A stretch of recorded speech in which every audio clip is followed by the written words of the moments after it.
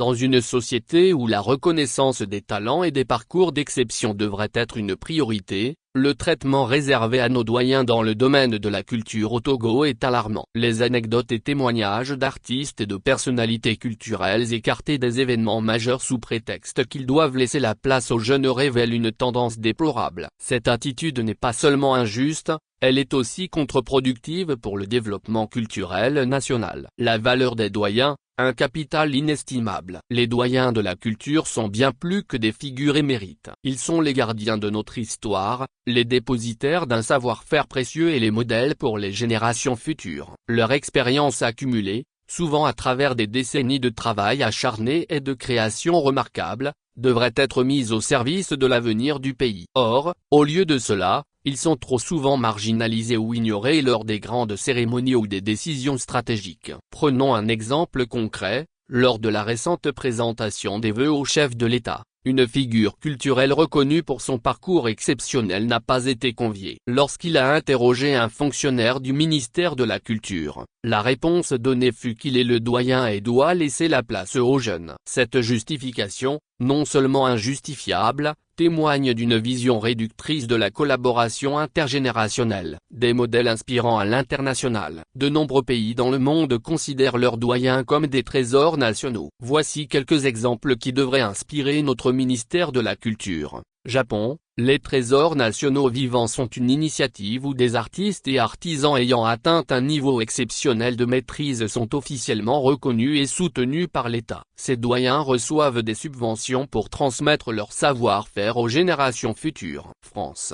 Les institutions culturelles mettent un point d'honneur à inviter et à honorer les doyens lors des grandes manifestations. Les maîtres d'art, par exemple, bénéficient d'un soutien pour encadrer des apprentis, assurant ainsi la transmission des traditions. Ghana, dans ce pays voisin, les doyens de la culture sont souvent au centre des événements nationaux et jouent un rôle consultatif dans la création de politiques culturelles. Leur expérience est valorisée comme une ressource essentielle pour le développement culturel. Pourquoi valoriser nos doyens? Transmission du savoir. Les doyens possèdent une expertise qu'aucune formation moderne ne peut répliquer. Les ignorer revient à perdre un patrimoine immatériel précieux. Promotion des jeunes. La mise en avant des doyens ne signifie pas éclipser les jeunes talents, mais leur offrir des modèles à suivre et des mentors pour progresser. Renforcement de l'identité culturelle. Une nation qui honore ses anciens démontre sa capacité à chérir son histoire tout en regardant vers l'avenir. Appel aux fonctionnaires du ministère de la Culture. Le rôle du ministère de la Culture est d'être le garant de la valorisation des talents,